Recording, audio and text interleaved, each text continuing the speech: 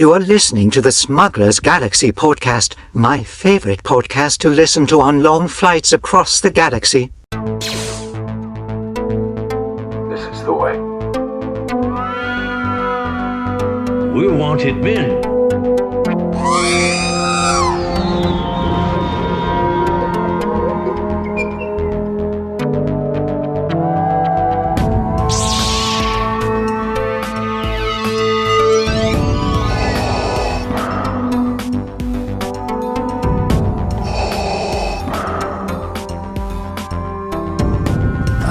Spoken.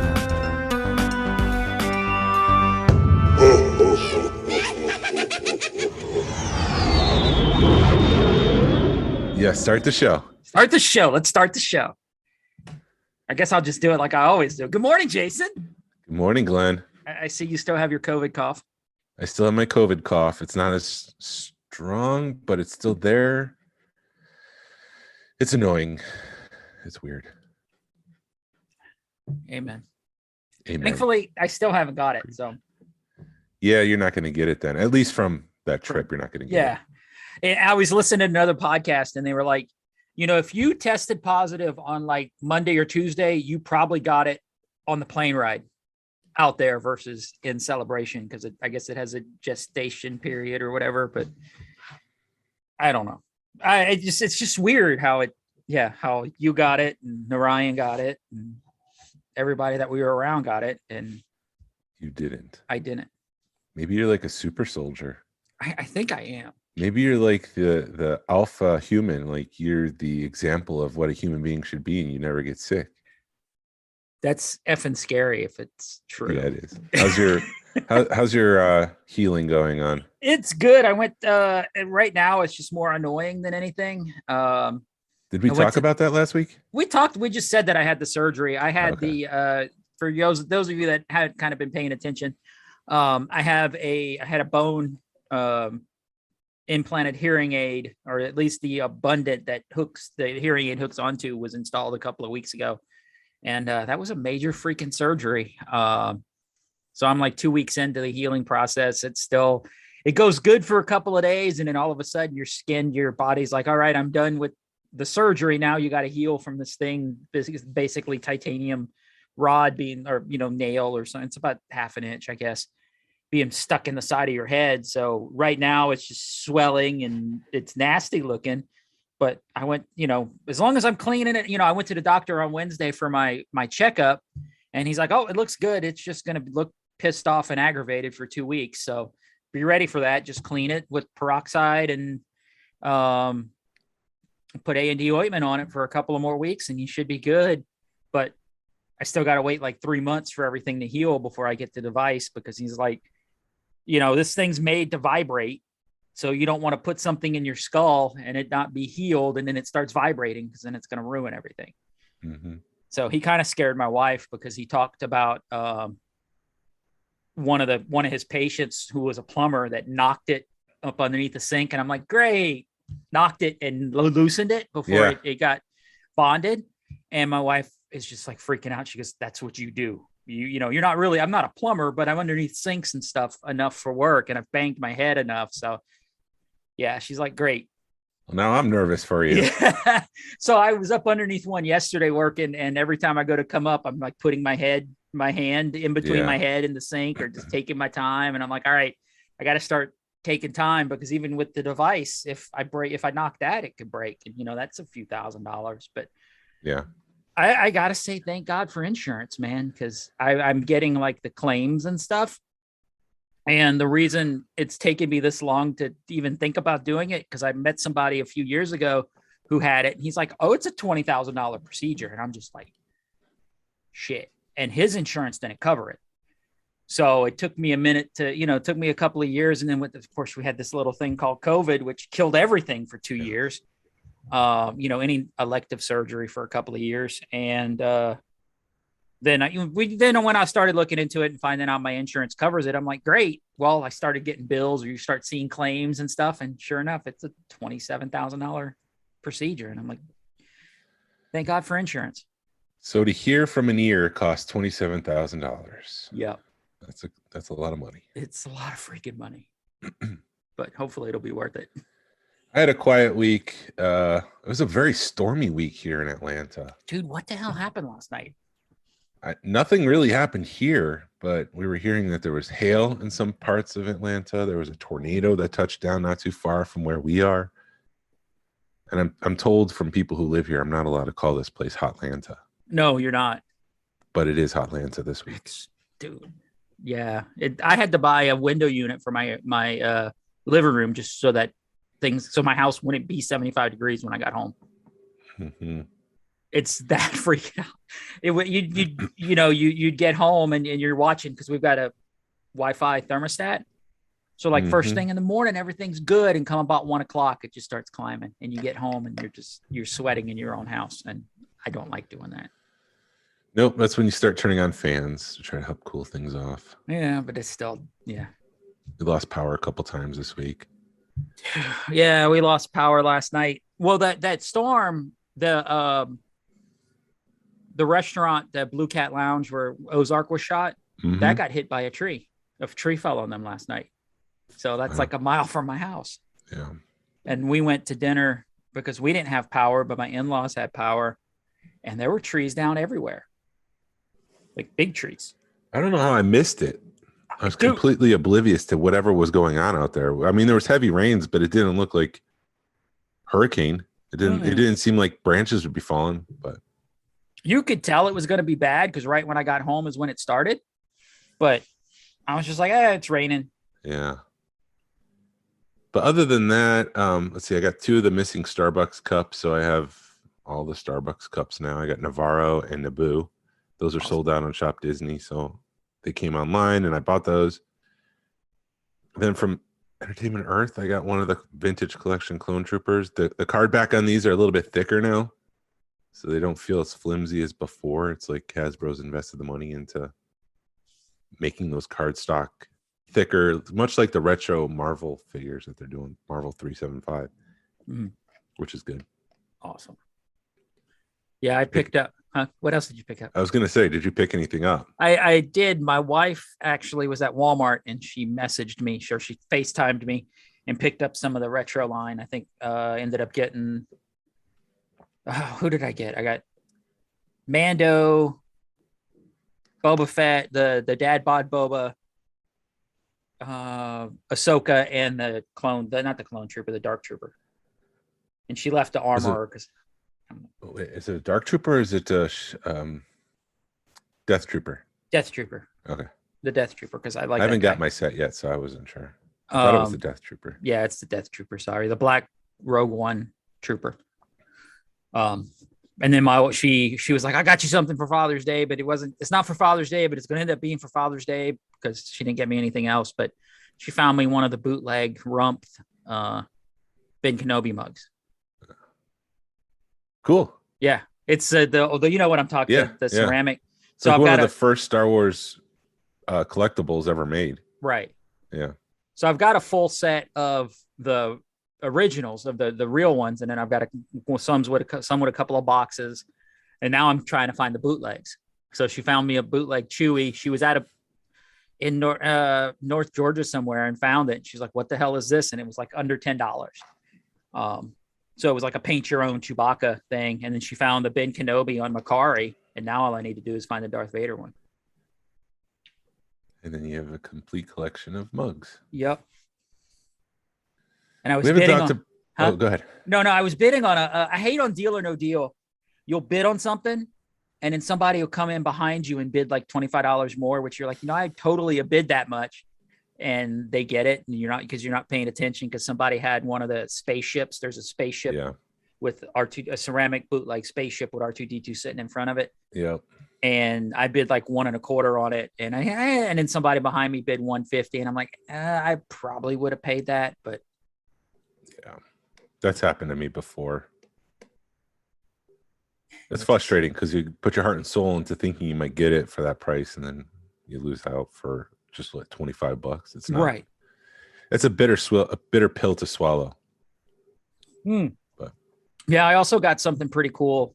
Bill and Ted wise, I got some, I guess call sheets or cells or slides or something from Face the Music. It's almost I have to go through it, but it's almost like the full shooting draft of the movie. You got the script? The daily scripts. So like it has the call sheet on it and where they're going to shoot, and then you flip the page and it's got the script that they're shooting for the day. That's pretty fun. Yeah. I got to put it all in. It's like that big. I got to put it all in binders and stuff. They're going to be here tomorrow. So that's pretty cool. Yeah. Yeah. Wanted to talk a little bit about some of the things that Hasbro announced at Celebration. First of all, the HasLab lightsaber, which I'm not going toward. I'm not a lightsaber collector. And I thought this would be an interesting way to see like how much do those Black Saber lightsabers, what am I doing? Wake up, Jason. The Black Series lightsabers go for? Is there like an audience for that, or is that just so niche that the HasLab won't go? Does that make sense? Yes. I need to wake up. I need to get back into the swing of things. We got into a groove, and then we started doing these live things where we really didn't have to prepare like we normally would for a Saturday morning recording, and we were just like off the cuff, and now we're back to a regular schedule and a regular show, and it's just like, okay, let's just keep trugging along. Like it's like a muscle that I haven't used in 4 months or something, and I suddenly don't remember how to use it. Yeah.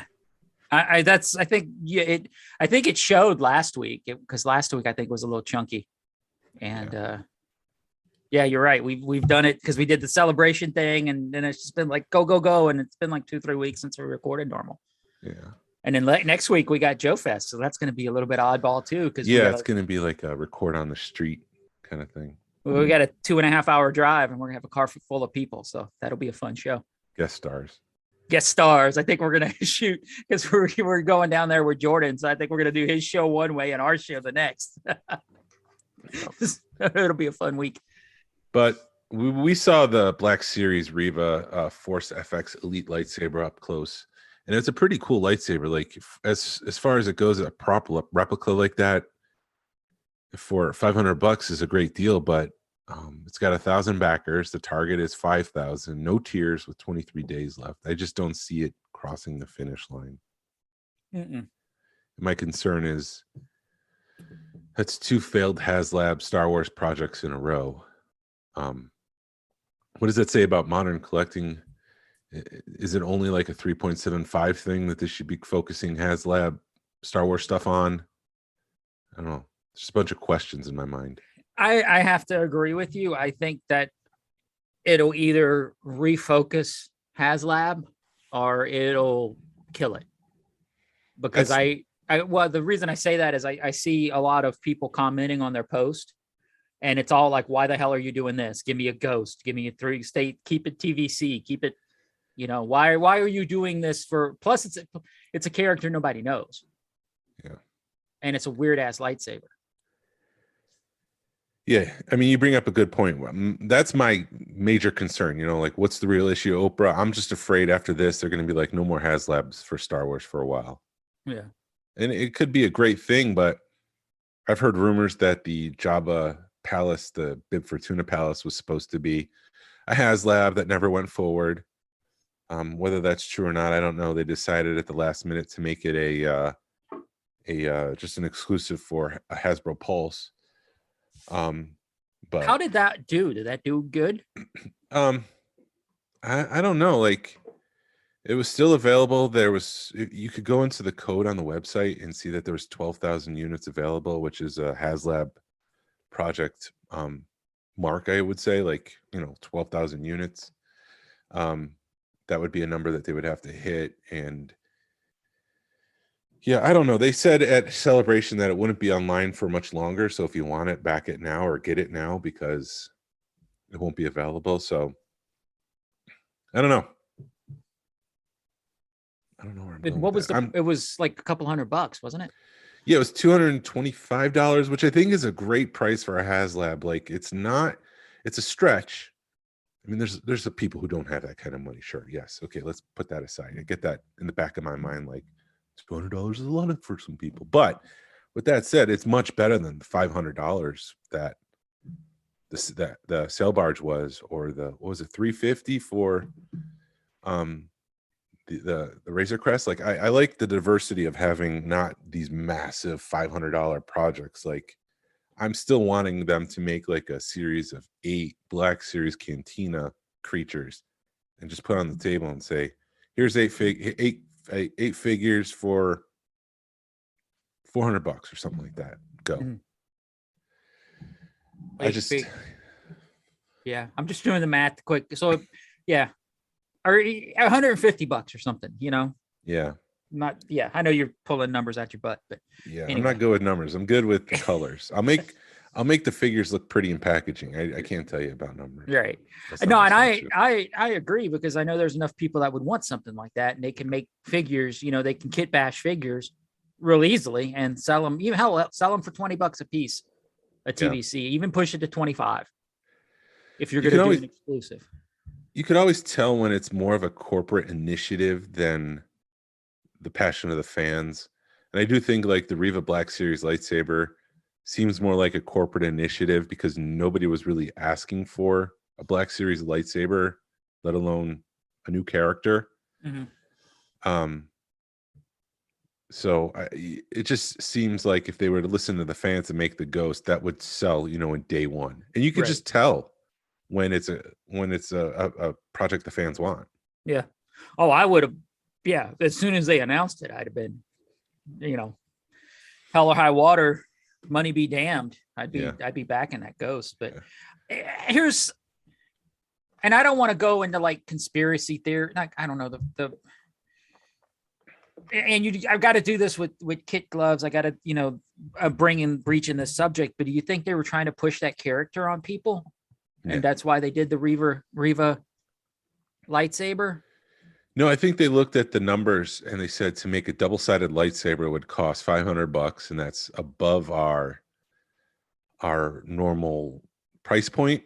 Because they have all that data. They could say, you know, we make a Ben Kenobi lightsaber for $200 and that sells out in 3 months, whereas or a dark saber sells out in 2 months. You know, they have all that data, like this price point, this item, this character. They have that whole mathematical equation. So I think they knew there's a double-sided lightsaber, which is going to cost $500 for a new character that people aren't interested in yet. I gotta be careful how I say that, because I don't mean like they're not interested in the character. It's just not someone they relate to. It's not someone they know yet. So there's not that fan buy-in. And so they knew this one would be risky. This is my assumption. And so instead of going forward and then having to slash down the price on that thing later, they probably just said, let's make it a HasLab. If they want it, they'll get it. If not, then it's no. We just have the prototype at Celebration. Right. That's my read. And then why not just make it the Inquisitor, the Grand Inquisitor? Because somebody like me, who's a Rebels guy, you would at least have history with the Grand Inquisitor versus Riva, who you don't even know. That's my argument. Yeah, I would think that Lucasfilm said we need to support these characters. They probably put, you know, Riva, Darth Vader, Ben Kenobi, and the Lola, the thing that Leia carries, because we can't announce Leia yet for the show. So we'll tell you about this droid that Obi-Wan has. So, I don't know. And so I guess like the Grand Inquisitor wasn't high on that list. Right. Yeah, that's why I'm asking if they were trying to push that character. I don't know. I really didn't mean to bash Hasbro with this. I was just kind of talking about HasLab in general, and I don't want it to sound like that. No, and I'm not trying. We're not trying to bash Hasbro. It's just it's a conversation, and I think it's a conversation to have. It's like, you know, why did they decide to go this way with it? Because it does suck as a Star Wars fan, because now what are they going to do? You know, what is the future of HasLab? Because it will be 2 failed projects in a row. Yeah. And the Rancor, if they really wanted that Rancor to go, they could have let it go. That Rancor was close. Yeah, they were like 400 away from the Rancor from achieving their goal. And I don't think having $1,000 item right now would be the right path to go forward with. for HasLab, like they need to come back a little bit, walk it back. Do like a 100, maybe $150 to $200 item. Maybe like a Cantina playset for $200, vintage collection, something like that. Something people have been asking for. I think it's too early for the Ghost. I think we would save that for Ahsoka next year. But yeah, I think something fans want would definitely be a slam dunk. I do want to give Hasbro props on the new Darth Vader retro figure for Obi-Wan Kenobi. Have you seen that? No. It's not a straight repack from the original vintage Vader. It's different. It's almost like a snap cape. I don't know if it snaps, but it is a cloth cape that folds over him. It doesn't have the vinyl thing anymore, and he doesn't have the extended lightsaber.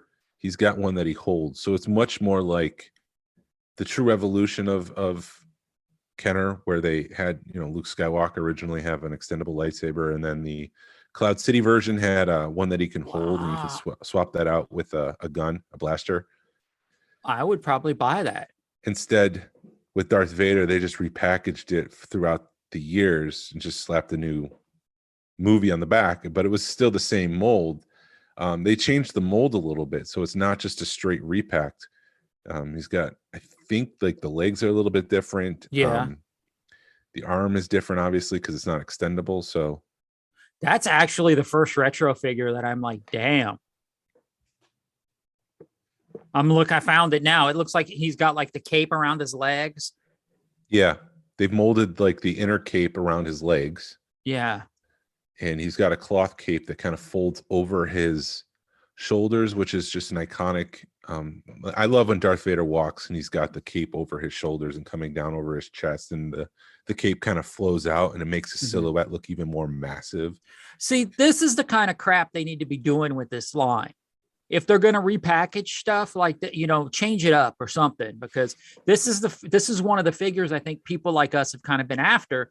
It's like, okay, like you were saying, okay, you changed the Luke to hold a lightsaber. Why didn't you change Darth Vader? Why didn't you change Ben Kenobi? And they did that with this figure. Yeah. And Ben Kenobi has a cloth cape instead of a vinyl cape, which is cool. I hadn't even seen. So the Ben they redid, is it? So Ben Kenobi is straight from the show. He's a completely new figure. He's not like retooled from the Kenner days. He comes with a blaster and a lightsaber that both come out of his hand. It's not extendable. And he's got a cloth cape that goes over his shoulders. And you can take that on and off, just like in the show. I also appreciate with the Inquisitors, they have a one-color lightsaber that looks very retro, very vintage. Oh, yeah. It's all one color. And you look at it and you say, if Kenner was making that figure, that's what that would look like. Why did I skip over these figures? Those are some badass figures. I think, yeah. Sorry. No, you're right. They're incredible. The only critique that I have, and I don't know if this is fair, they look incredible. They're wonderful. It's just when I look at some of these retro figures that are trying to be vintage, it looks more like retro figures that are trying to be vintage. They don't look vintage. And I think they've brought in some of the old sculptors to kind of show them how to do things and how to dumb things down. But I just think that they need to go even more simple. Yeah. If that makes sense. Like they weren't always screen accurate. Yeah. And I think even that Grand Inquisitor's badass, dude. Yeah. Compared to wow. He's got a vinyl cape. He doesn't have a cloth cape, but I mean, he looks great. I'm surprised you wouldn't get that one because that one's a Rebels. I don't know. I just skipped over him. The retro line I've kind of skipped. I don't know why. I just haven't paid attention to it. Straight out of Rebels. Yeah. As of today, the fifth brother's available: Vader, the Grand Inquisitor, Ned B, which is the one that I was looking at when I said it was a little too modern. Oh, the droid. I'm looking at that one. And the Grand Inquisitor, they all look a little too detailed in my untrained eye, I guess, but whatever. Right. I kind of agree. I mean, you would think that they would be like, all right, let's pull it back and let's pretend like it is 1978 and you got to watch pennies. And, if a paint app, it costs you an extra penny per figure, you don't put it on. Yeah. I think it looks great. I like what they're doing with the Mando line of the retro, and then now the Kenobi line of the retro. I want like a new set of 6 figures from the original trilogy in the retro line. Yeah. That would be just splendid. And there's a guy. So hold on before you. Where are they available? Where can I find them? Just anywhere. Hasbro Pulse right now. Awesome. The only ones I don't see is she was released a couple weeks ago. The third sister. The fifth brother is still available. And oh yeah, Reva's still available. It's all pre-order. Okay. It's still available. You can order them all. Cool beans. Cool. So what were you gonna say before I made you stop? Yeah, there's a guy that's selling who he's calling the last 17. They're new figures. They're basically like the retro, but they're figures that Kenner never made. Uh-huh. He sells them on Etsy, and that's the kind of stuff I wish Hasbro was doing. But I mean, this guy's doing them, and they look just as good. Sometimes I like question his selection, but yeah, there's a market there, is what I'm trying to say. That's where I'm going with that. The last 17. Would you want Hasbro to make those figures as part of the retro collection? Let's start there. If they did them enough to where you could, tell a difference. Truthfully, I don't think the retro line hurts anything, because I thought that the retro line would really hurt like 12-back collectors, like the OG 12-backs. Yeah. And it hadn't touched the vintage stuff. So let's, if they want to do last 17, go for it, but you better make it to where you could find, tell a difference. Yeah. Because like the one figure that I'm afraid to buy, to be quite honest, is Blue Snaggletooth, because Blue Snaggletooth seems to be degrading, and he's a $600 figure. So is that something that it would be much easier for me to buy that as a Hasbro piece? Mm-hmm. However, I would have problems because just the small OCD that I have to put a new Blue Snaggletooth next to my vintage figures. And I don't want to trick people thinking that I have a Blue Snaggletooth, but I don't want to spend $600 on a Blue Snaggletooth that possibly could degrade in the next 5 years. Yeah. I didn't think Jesus. Like I keep saying when I hear pricing, I'm like, thank God I did this 5 years ago. Yeah. Yak Face. Doug was talking about buying Yak Face at Second Chance, and they had it for what, $600? Yeah, I think it was between $600 and $650, and told me, he said that with a straight face, and I was just like, Jesus Christ. Yeah, so those figures right there, would Hasbro make them, and should they make them? They have every right to make them. They have the license, but just because you could doesn't mean you should. Right. I don't think it would hurt the vintage market, dude. I see it that it hurts like the TVC market, because they did the Mandalorian, whatever the redhead Mandalorian is, and when they re-released the Ahsoka, you see the price drop, but you don't see it. Like, I think that's the only time it's really affected the market. But you brought up the redhead Shea Vizsla from the vintage collection. I saw someone who probably didn't know much in the hobby, or was just coming to the hobby, spend $150 on the new version of Shea Vizsla, thinking it was the older version, I would assume. Right. And so that's the market confusion that some of these, like a Yak Face or Blue Snaggletooth or General Lando or Paplu or Death Star Gunner. It's a Death Star Gunner, right? The black one with the red band. Yes. You would hope that somebody would do their research before they spend $150 on something that's $12. It's tough to tell, though. Yeah. Or that's why I don't jump at things unless I know what I'm buying. Because I would hope that I would take a moment and take a breath before I spent $150 on brand new on a figure and do my homework.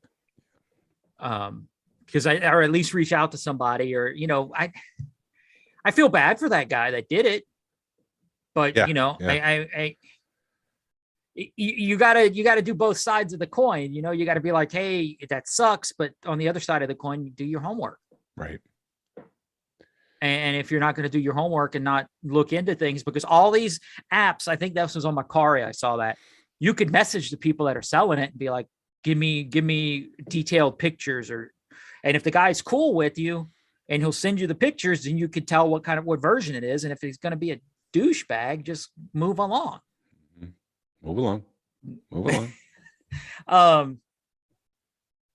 But and then there's also people in the community that you can reach out to. That's what yeah, but if you're not part of the community, because there's people who are not part of, like, I'm repeating myself, they're not in the community, they're not part of a collecting club, they see these things and they just go ahead and buy it. I wanted to talk about something that people were not privy to. However, you saw it, I saw it. It's not online yet. It hasn't leaked, or if it has leaked, it's been pulled. I want to talk about what you saw and your connection to the Ahsoka trailer. So Ahsoka was 3 weeks into filming when they did the Mandalorian panel, and Dave Filoni had a surprise for people. It was not a lot of talking, if I remember right. It was just all visuals for like 30 seconds. Well, let me back you up before you even see that. I'm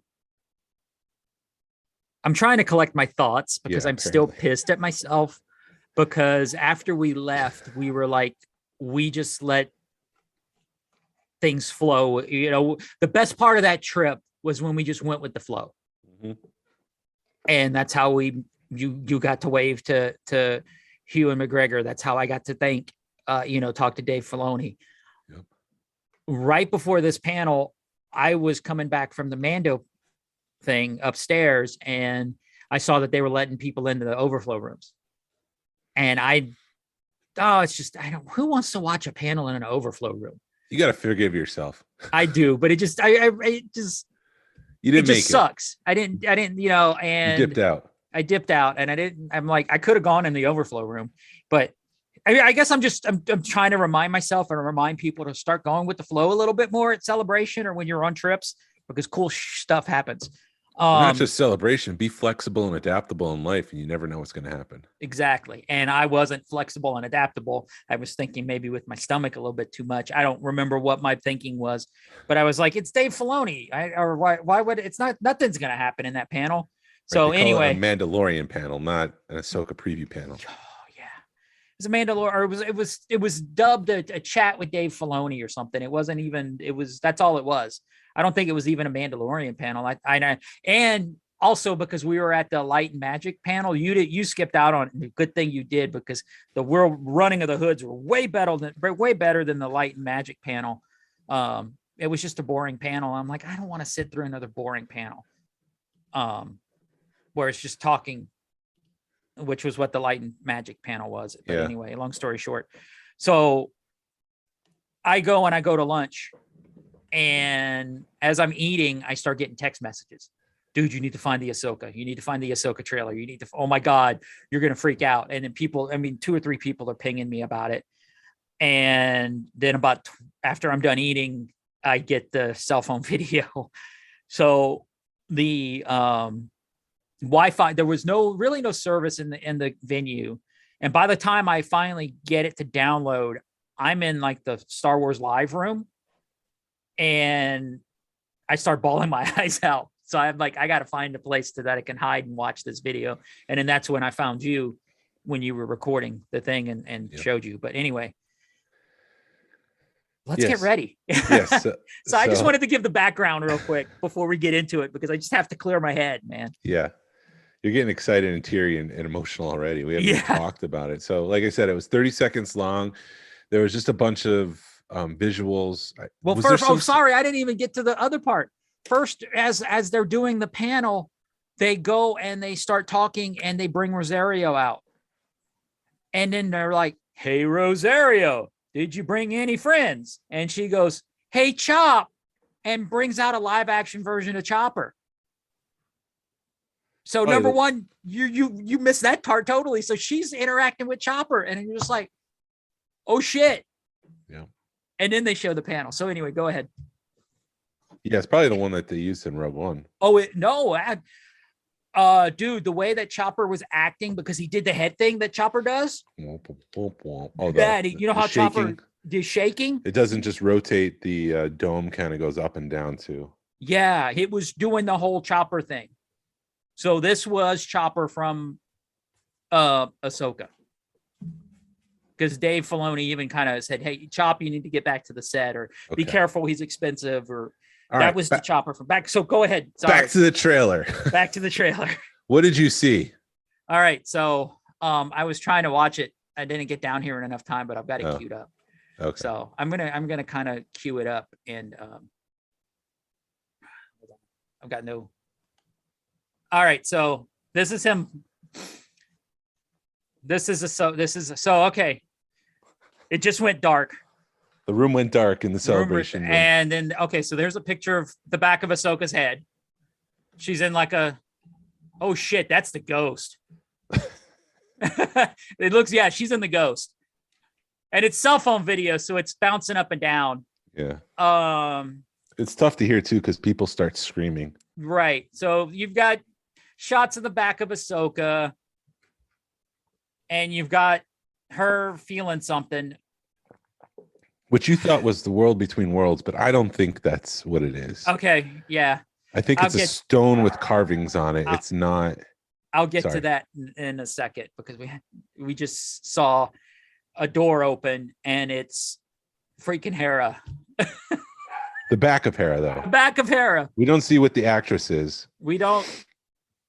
So yeah, hold on. Let me pause it. Let me get back over there.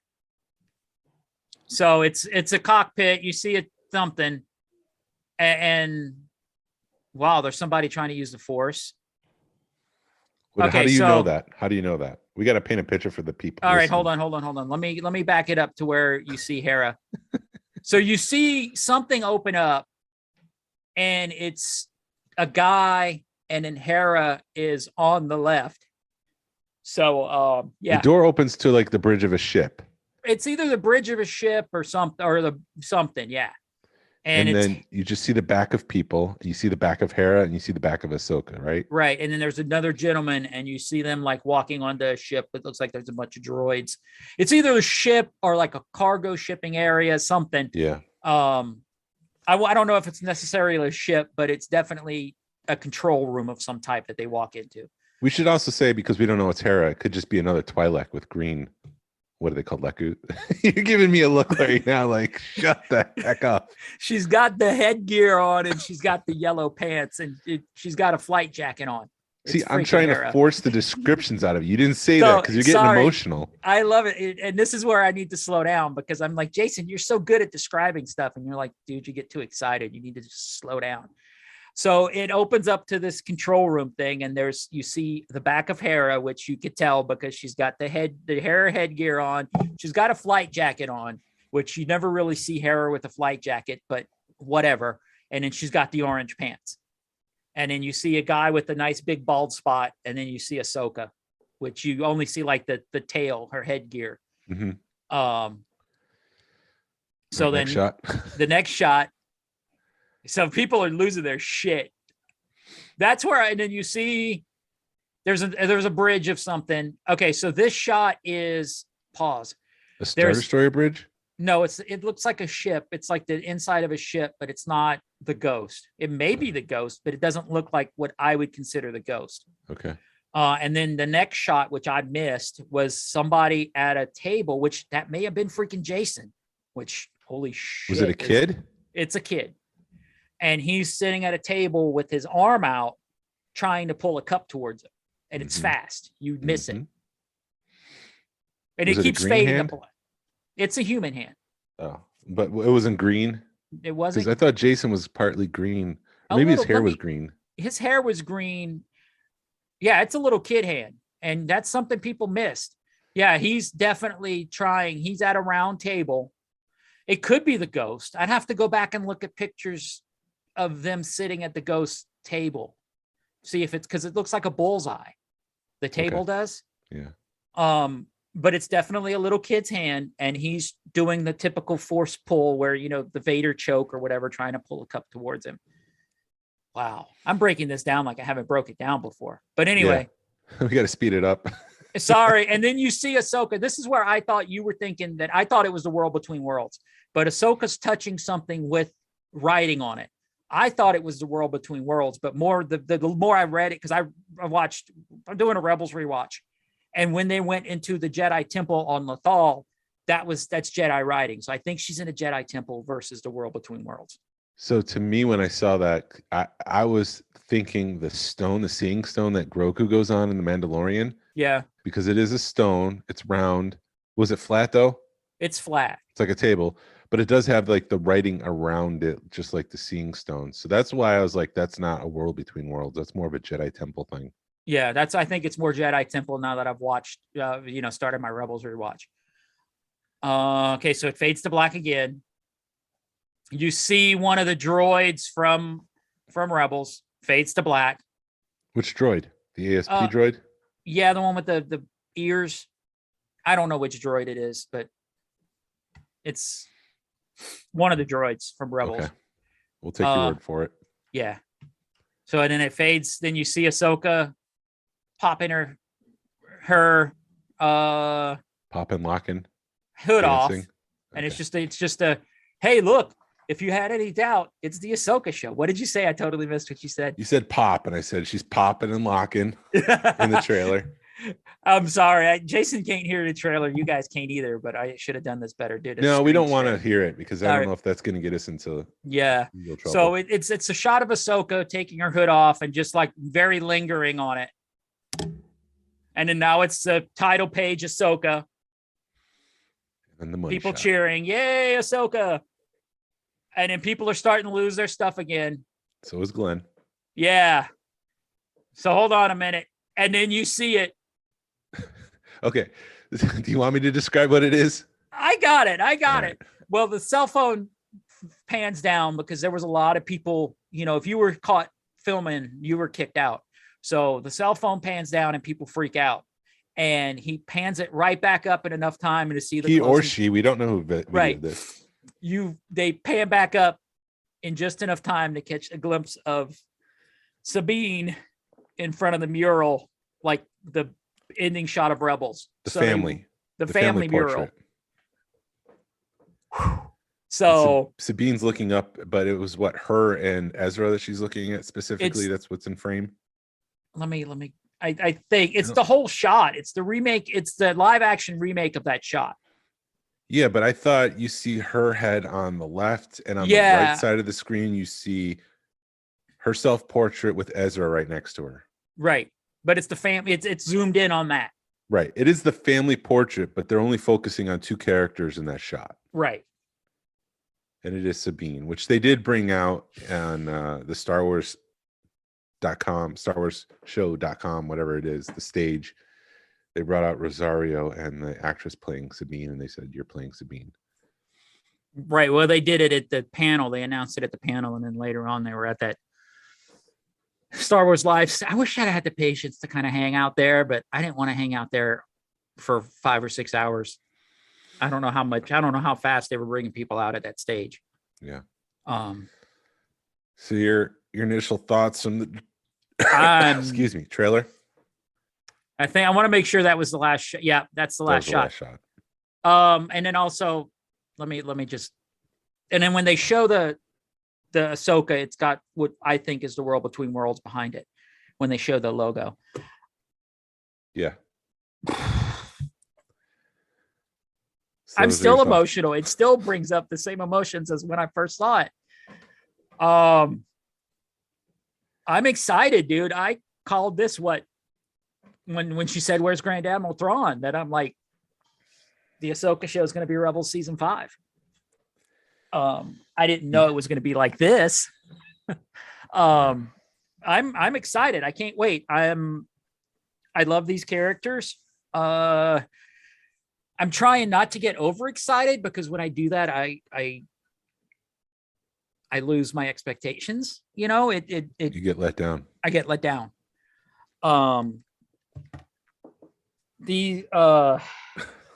Yes, when you told me we were going to do this, I'm like, I better have tissues ready. Damn it. Just knowing that they're going to bring these characters back is exciting to me.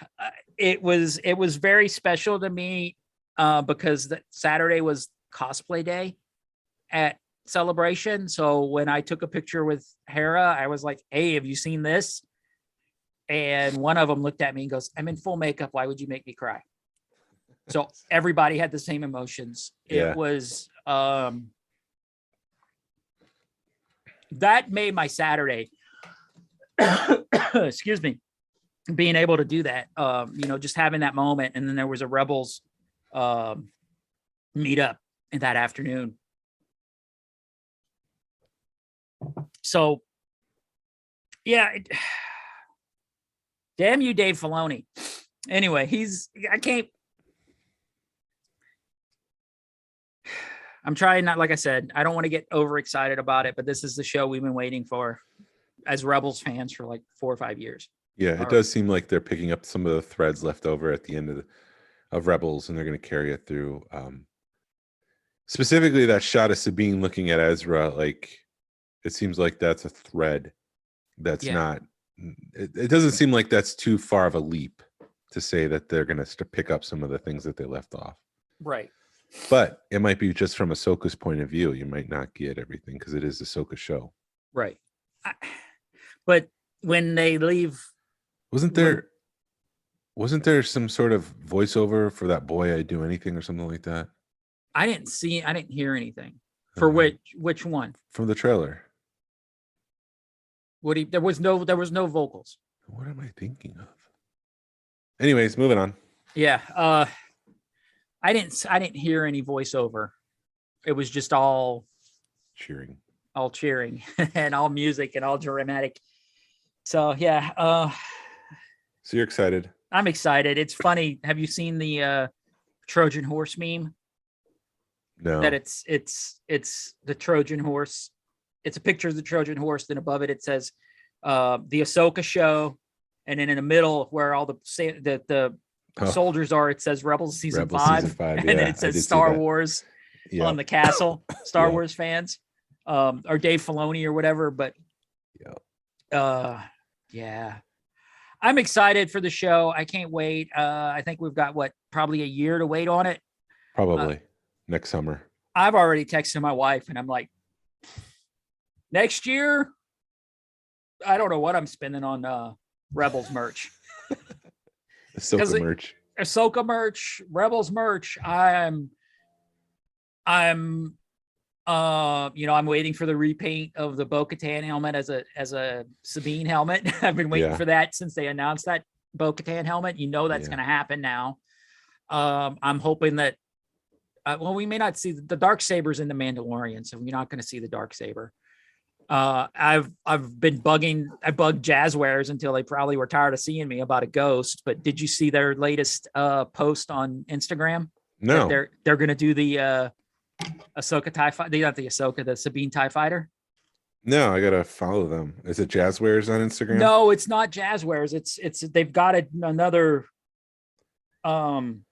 It's dedicated to that line, and it's not. I have to find it, but yeah, we'll do that afterwards. This is not anyway. They've announced that they're going to do the Sabine TIE Fighter, which that's been my right after the Ghost. That's been my have to get shipped because they've only released it in like miniature form, and it's expensive. It's like $20 in miniature form because it's already out of. It's hard to find because they did the Ghost. They did a couple other things, but I'm like, they look incredible, but there's nothing to them. They don't like the Jazzware stuff. At least you could open it up and play with it and see stuff.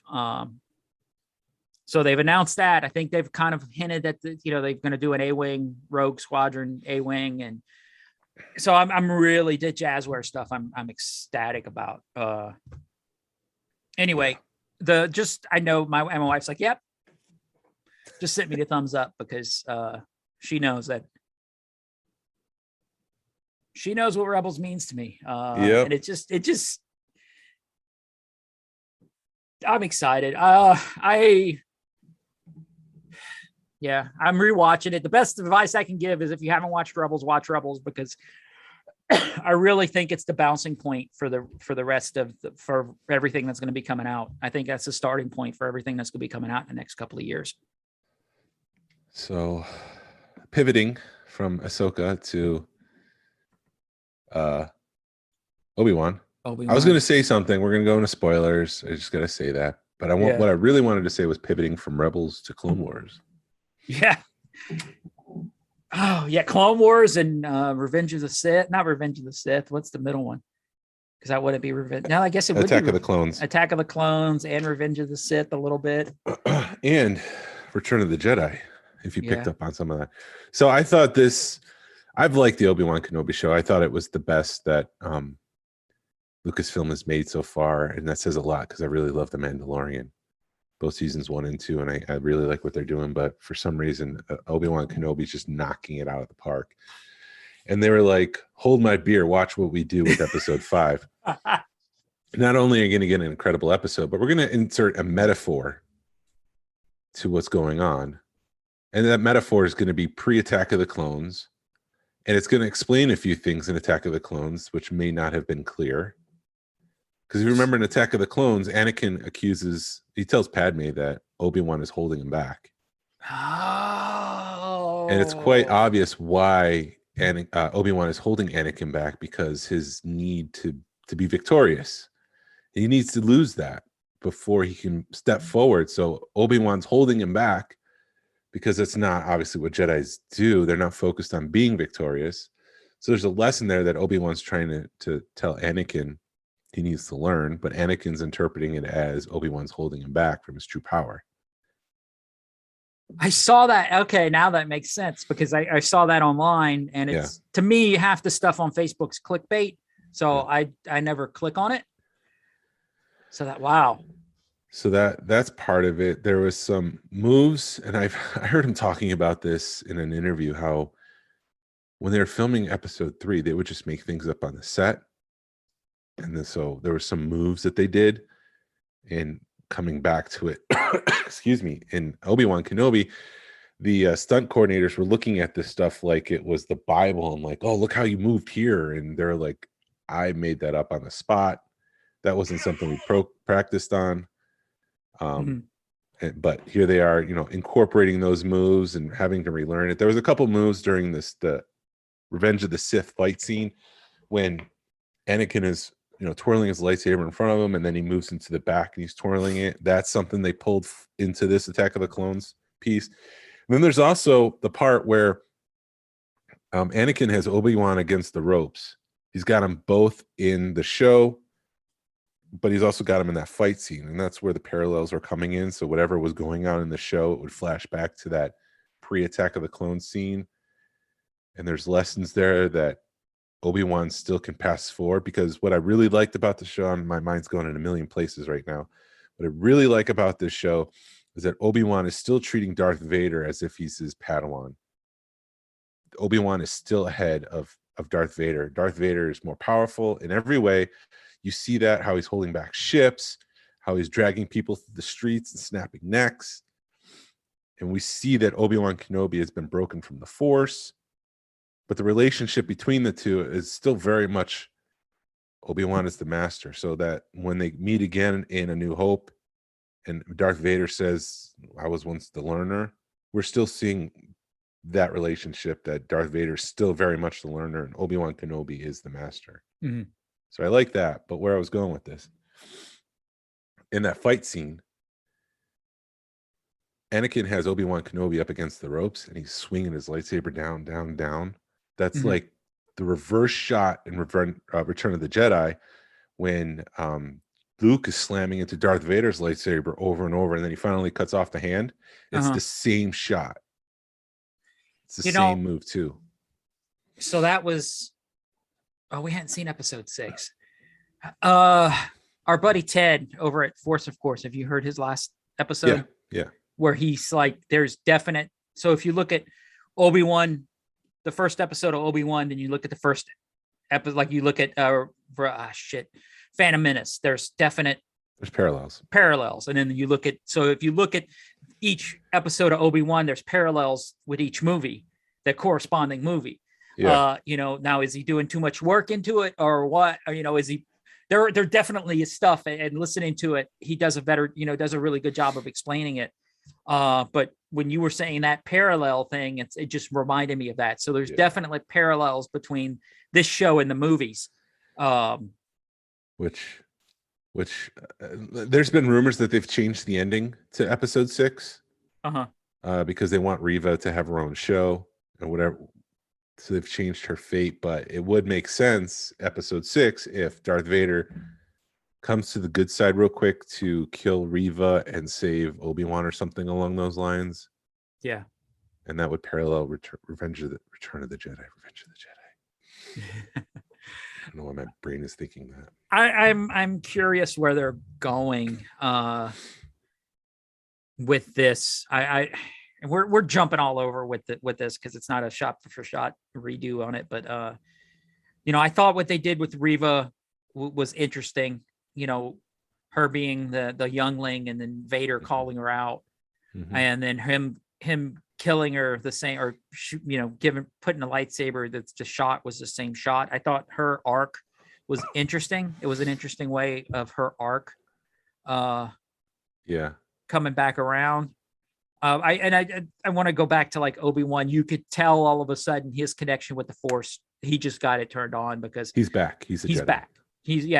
The way that they were pushing around Reva, he forces Reva out that door and it's a good 30-foot push. It's like, it's on like Donkey Kong now. Yeah. So Reva has been working the dark side to get revenge on Vader. That's what it sounds like. Because I'm not sure that's earned based on what we saw in episodes 1 through 4, because she was just hell-bent on becoming the Grand Inquisitor. I guess she's working her way up the ladder to get closer to Vader to have her moment. Right. But I just didn't see any good in her. Yeah. I guess maybe that's perceived good because she's still seeking revenge, which is a dark side thing.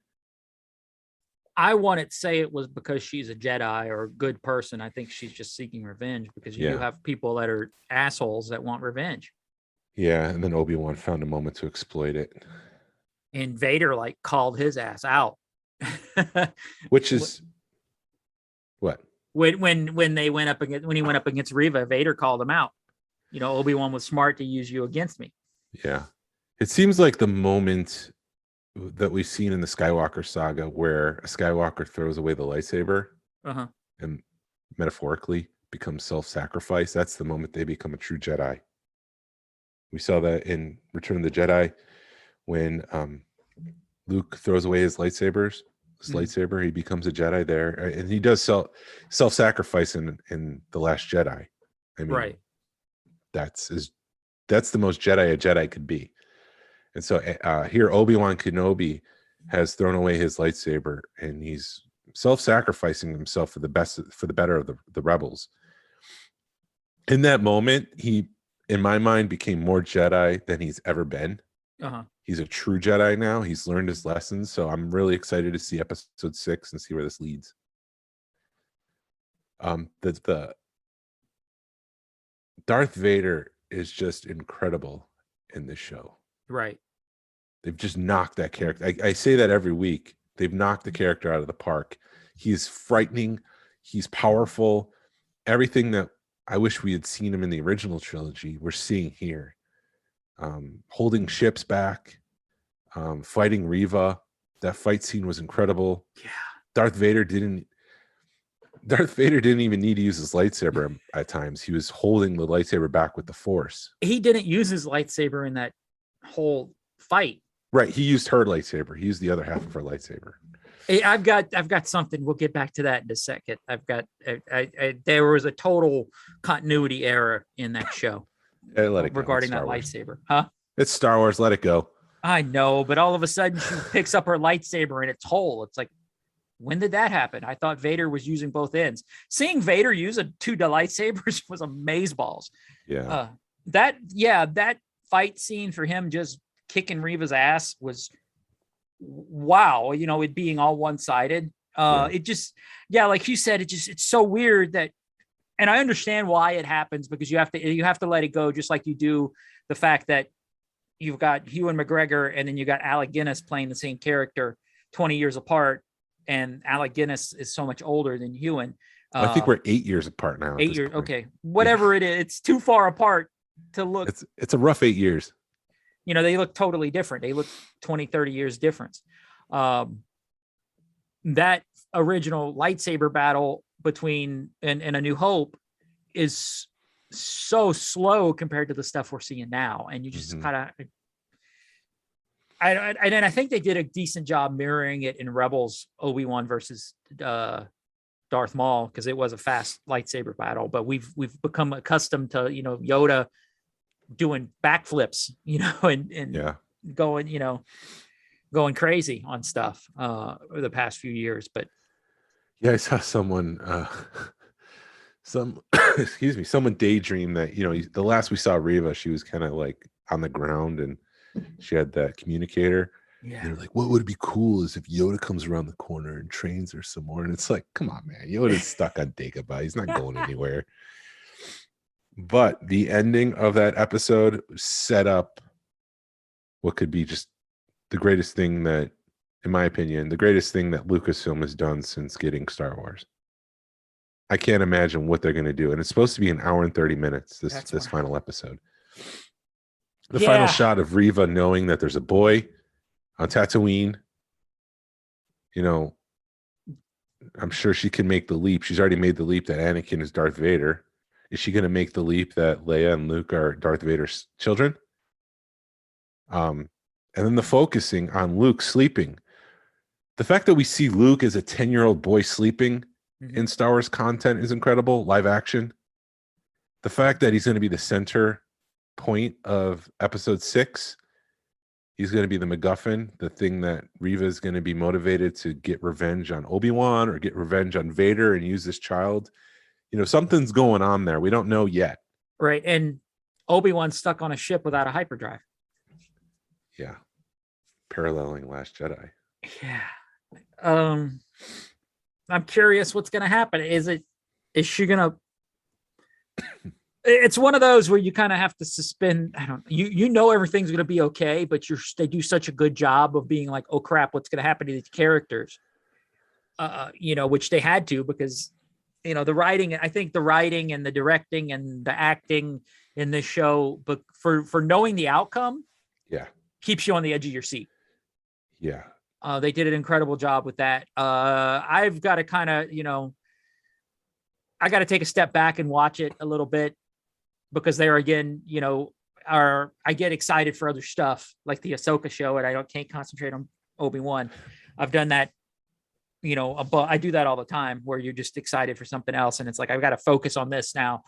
I'm enjoying the show. I'm not blown away. I'm blown away, but I'm not like, oh my god, it's the best thing. And even though it is that what I sound like? No, everybody sounds like that right now with Obi-Wan. They sound exactly. Oh my god, this is the best thing.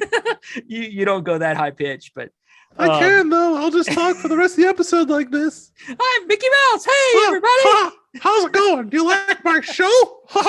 I own Disney now. I own Lucasfilm. I own Star Wars. It's not that bad, but everybody's. I don't get me wrong, dude. This show is This show I think is everything everybody wanted from it. I think it's everything that everybody didn't want, and then they do want, and then it's like, how are they going to make this show good? Because everybody's thinking it's how Ben Kenobi's stuck on Tatooine watching Luke, and then they do the whole thing with Leia, which totally takes you off, and you get to see Leia as a 10-year-old little brat in a good way, and everybody's like I said, once you realize that she's acting like Leia, and at 10, because Leia's at 19 when she meets, when we see her in A New Hope, she's still got that leadership quality. That's how a 10-year-old with that leadership quality is going to act. And everybody's like, that other podcast that I listen to are like, a normal 10-year-old girl's a brat. And this girl's been trained, to have that leadership quality instilled in her. So she's really, it's just her being, her being who she is. And somebody actually, did say that, they wish Carrie Fisher was still alive so they could see her being Leia at 10, and that's something wow, that'd be fun to see. Man, there was someone at Celebration, apparently, like a 10-year-old dressed as Jyn Erso who had Death Star plans. That's from 17 or 9. That's from. I forget it. I'm moving on. Well, go ahead, do it. Say what you were going to say. I thought it was this Celebration. No, I think it was Celebration Orlando or Celebration Chicago. Because they said that she was handing out Death Star plans to anyone dressed as Leia, and she had one left, and she dropped it off at Carrie Fisher's gravesite, which would be Anaheim. Maybe they did it again this year. I'm sorry, I didn't read that much. And I didn't read, like I said, I didn't clickbait on it. Because there's even a picture of Leia with a Carrie Fisher at 10 years old with a bird. And they're like, her bird's name was Lola. And that's why they named this droid Lola. And it's not right. Which would be cool if that's what they did. But, Well, to counterpoint what you're saying, because I think Deborah Chow is an amazing director I think she's just one of the greatest directors in Star Wars. I think she's knocked out of the park with this show. Obi-Wan Kenobi and Han Solo kind of parallel, because Han Solo in The Force Awakens goes back to being a smuggler. Like all the character development he's made in episodes 4, 5, and 6, and episode 7, we see him go back to 4. And by the end of the movie, he's back to where he was in 6. So it was just like a repeat. Wasn't that interesting to me. And kind of like what you're saying with the tension, going into the show, there could be no tension because we know exactly what happens to these characters. We already know where they end up. So what? It doesn't matter. But Deborah Chow's made it matter through everything that's happening and these interesting characters. Obi-Wan Kenobi has kind of lost his way, and he's not a Jedi anymore, similar to Han Solo. He kind of took a step back. But I think it's different here because it's just more interesting. For some reason, I'm caring more for Obi-Wan Kenobi. Maybe because it's the tragedy of what had happened. Han Solo we didn't see the tragedy of losing Ben. Mm. We did see the tragedy of Anakin becoming Darth Vader. It's just all heightened. Yeah. You know what I think it is? What? I think it's you waving to him on the floor of Celebration. No. Having that moment. No. No. He is a handsome dude. I can tell you that because he's a handsome dude. I'm like, oh, crap. I wish I was that handsome. Dude, I just think for you, that was your Celebration moment because all leading up to Celebration, you made the patches of Ewan McGregor. You made of Obi-Wan because you did both patches. And then you did, you bought you were mad because you didn't buy the autograph when it came back up. Yeah. When it went up on first time. And then all of a sudden when it came back, you were able to do it. And then you were looking forward to that. You were trying to get a poster. And I think your celebration was wrapped around Obi-Wan. And then you seeing, I think it all plays into each other, and I'm excited for you because, it was awesome. It was awesome seeing that and, watching it happen and then, now feeling it, you know what I mean? And yeah, you're saying I'm biased with this show and it's not the case. I'm not saying you're biased, but I think it's everything. I think it's just the perfect storm for you. If that, it's happening. Everything's happening right now in your Star Wars world revolves around Obi-Wan and Ewan McGregor. And that's awesome. And I'm not saying you're biased, but maybe I am. You are. I am, but it's awesome. I mean, same thing with you and Rebels, but right. I'm so excited for you right now because this is your Star Wars, I love the Obi-Wan Kenobi show, guys. Just wait for Rebels. Wait for the Ahsoka show for me. I'll be a freaking basket case because I'll be doing all the talking because I'll be like, can you believe that happened? Like, all right, yes, he can't believe that happened. What about Ahsoka when she did this? All right, he can't believe it. What about when Jason did something? Oh my God. Oh, that Jason, not me. Right. Jason Sandula. Jason Sandula on the Star Wars Ahsoka show will be like, oh my God, Obi-Wan Kenobi. Dude, could you imagine if no, Obi-Wan's dead at that point. But anyway. It makes much more sense now because Force Awakens comes out and Kylo Ren's real name is Ben. And you're like, why the hell did Leia name her kid Ben? It should be Luke's kid that named Ben. But the show highlights why, because there was such a connection there. Mhm. It was the Jedi that protected her, that gave up everything for her, and everything she's accomplished. I mean, she accomplished on her own, yes, but there was a moment in her life where it seemed like nothing would happen because she was going to be tortured by an Inquisitor, and Ben came to save her. So there was some respect, and I don't want to demean what she does. It's not what I'm saying. I'm just saying No, you're there was an important moment, a core memory. right. No, and yeah, that does make more sense because when Kylo Ren, when he said Ben, you're just like, what the fluff? And because I'm like, no, it should have been Jason. But anyway, that's me being an EU snob. Yeah, damn it, it does make sense. I think that's if I'm gonna pick a plot hole, that to me is a major plot hole in this show. But I don't know, she's 10. You're gonna forget stuff when you're 10. Yeah. You forget a lot of stuff, but yeah, it does. I think I do enjoy that in Star Wars when they do go back and retcon stuff, because they did it with the Millennium Falcon and Solo when they put Evie, what was her name? The droid, Lando's droid into the Falcon. And then in A New Hope or whatever, when 3PO is talking, they put L3 into the Falcon. And then when 3PO is talking to the Falcon, it's like, what the hell's, where'd they learn to talk like this? And then they totally wrote a moment to make that moment even better. Yeah. Yep. So what do you think's going to happen? I'm curious. What do you think's going to happen? I would have said that it would parallel, like I said earlier in this episode, that parallel Return of the Jedi and Darth Vader saves Obi-Wan and kills Reva, but with the rumors that they want to use Reva going forward, I don't know if that's going to happen. Gotcha. Obviously, Darth Vader gets close to Luke, and there's going to be that tension where, like, wait, that can't happen. That can't happen, and then something happens where it doesn't happen. I would assume something like that happens. I hope you were taking shots every time I said happen there. I should have been. Yeah, I'm curious. It's going back to Tatooine, and there's gonna be a shitstorm that happens there. Does Reva figure it out? It is curious. I don't think Vader's going to figure out that they're his kids, because him and Leia definitely in A New Hope, they have enough interaction where something should have triggered. Yeah, it's not until Empire Strikes Back Vader learns that the son of Skywalker destroyed the Death Star. Yeah. Which it's still like, let's and then you read all that and it's like, why the hell did Luke keep the Skywalker name if they know Anakin Skywalker? Smile and wave, shut your brain off and enjoy. Yes. Oh, I can't wait to see how they wrap it up. I hope they didn't change the ending too much. I'm kind of, it is aggravating if they're, hey, if they greenlit another season of this, awesome. Because that's the rumors that they greenlighted another. Because we love the Obi-Wan Kenobi show. We want a second season. Yay! Yay!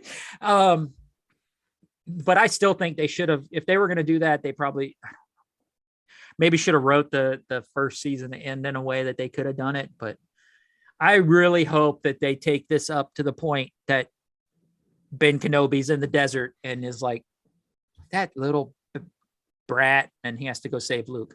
And then that's where they end the show. Yeah, I hope so. That would be awesome. I think that's the perfect way to end this show.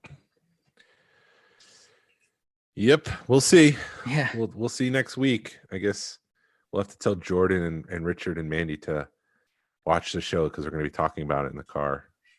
Yeah, I think Jordan will watch it. Mandy, dude, I haven't done the rewatch. She hasn't been into it like normal will, because like Mandalorian, I'll watch it in the morning and then watch it in the evening, and we haven't made that a point this show. And I was watching it the other night, and he looks at Leia and says Leia, and she's like, oh, and I'm like, oh yeah, yeah, like Tim and Toolman Taylor.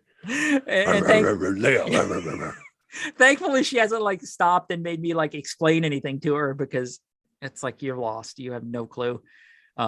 She has until Saturday. Yeah. Speaking of Saturday, I also wanted to talk about the meetup Yeah.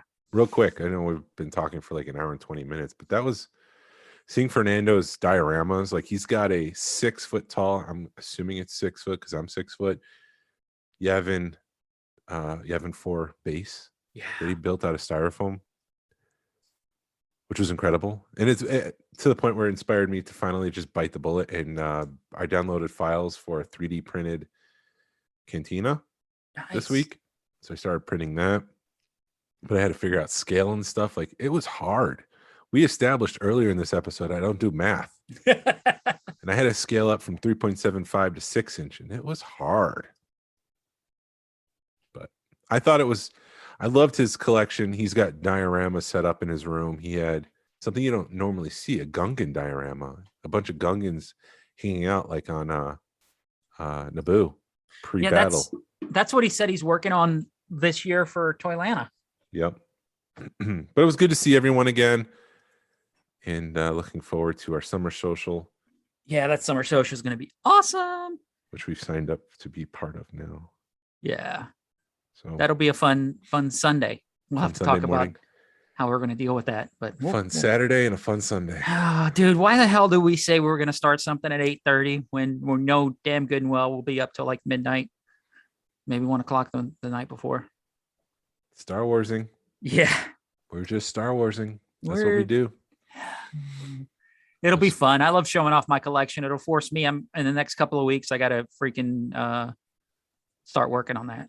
Yeah, I got to do the same. I got to start pulling. I haven't done it yet. The carbonized figures. I got to hide these. I'm embarrassed. Don't look at the carbonized. I'm sorry. It's like, you're going to put them in the back of everything. What's this behind everything? No, leave those alone. It's like the scene from Raiders of the Lost Ark. Don't look at it. Close your eyes.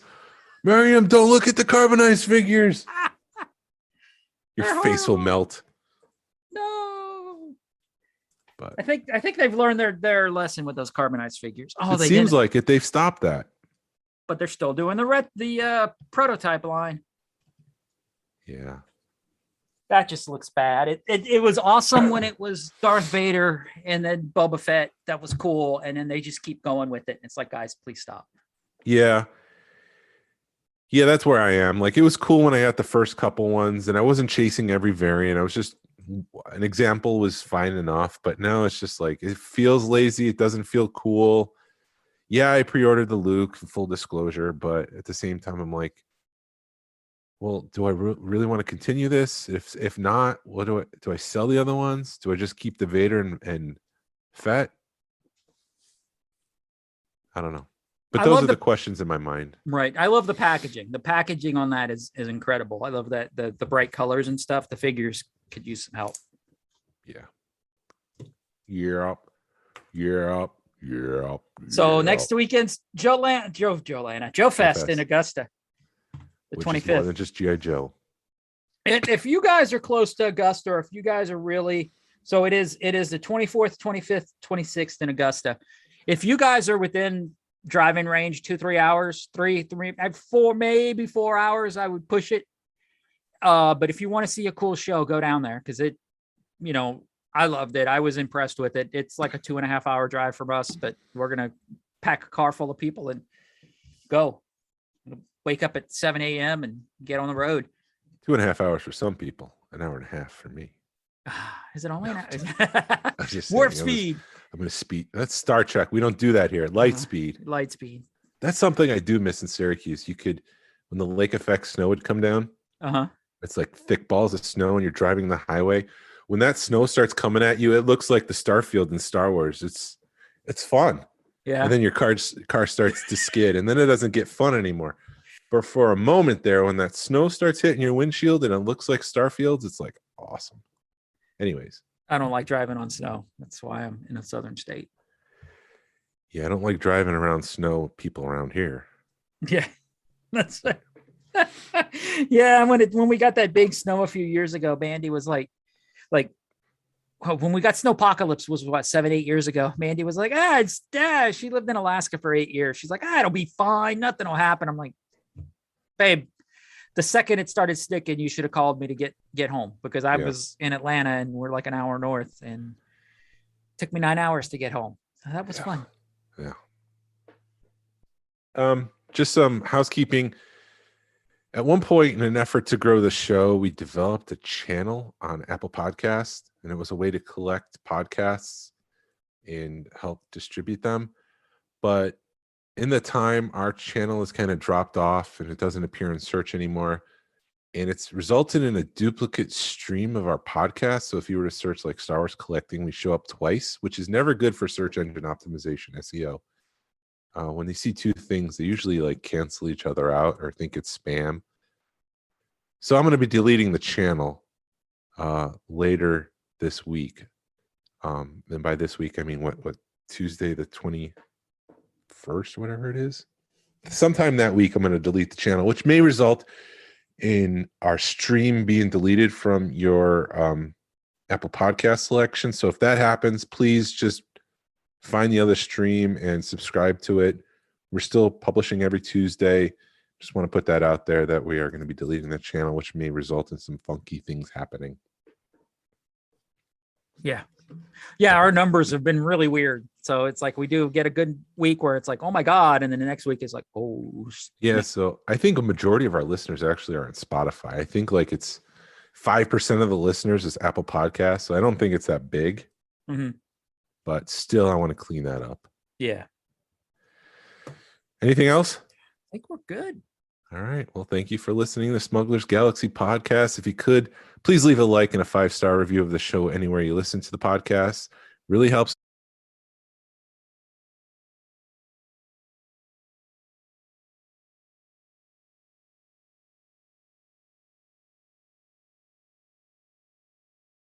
So thank you, listeners. Really appreciate your interaction. Our email address is smugglersgalaxy@gmail.com. Thank you to Alfonso Riviera for this. Excuse me. Smugglers Galaxy logo. You can find him at Puerto Rico Star Wars on Facebook. And thank you to Levi Waterhouse for the Smugglers Galaxy music. Hasbro, please re-release VC66. # vote with your wallet. Pass on what you've learned. Be a positive force in the collecting community. This is the way. This is the way.